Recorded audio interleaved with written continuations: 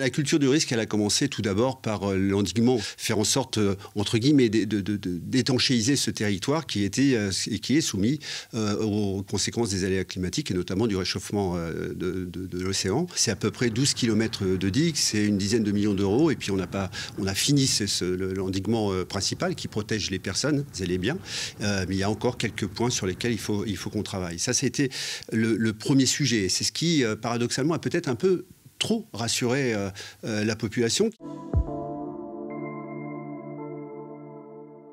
C'est quoi? C'est l'acculturation de la population aux enjeux qui concernent le territoire, c'est-à-dire savoir faire en sorte que dès le plus jeune âge, on sache sur quel territoire on vit. Donc dans nos écoles, à travers le passeport du civisme, il y a des tas d'informations tenues par la mairie, mais aussi par les enseignants ou par le Conseil des sages, qui a créé son réseau de voisinage, mais qui aussi cultive la culture du risque. C'est nos tout petits qui savent exactement ce à quoi notre territoire est exposé. C'est aussi des témoins, des repères de crue. Donc vous voyez, il faut que chacun sache et comprenne sur quel territoire il vit et quels sont les risques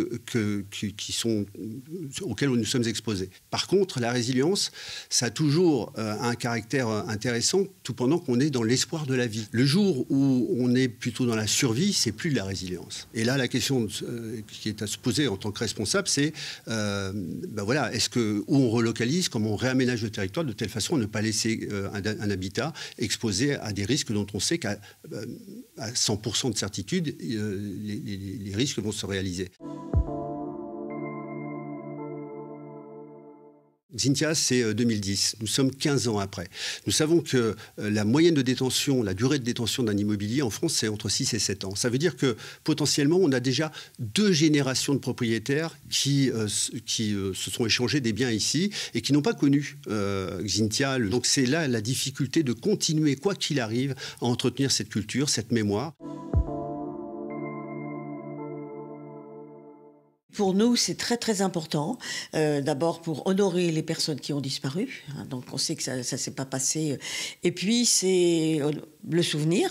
On voudrait aussi que ça se transmette au niveau des jeunes générations. On voudrait que Xynthia reste dans les annales parce que c'est passé quand même un drame. Quand même, il y a eu 29 personnes qui ont disparu. Il y a eu plus de 600 maisons qui ont été démolies. Donc je pense qu'il faut que ça reste, qu'on ne tombe pas dans l'oubli comme ça s'est déjà passé autrefois.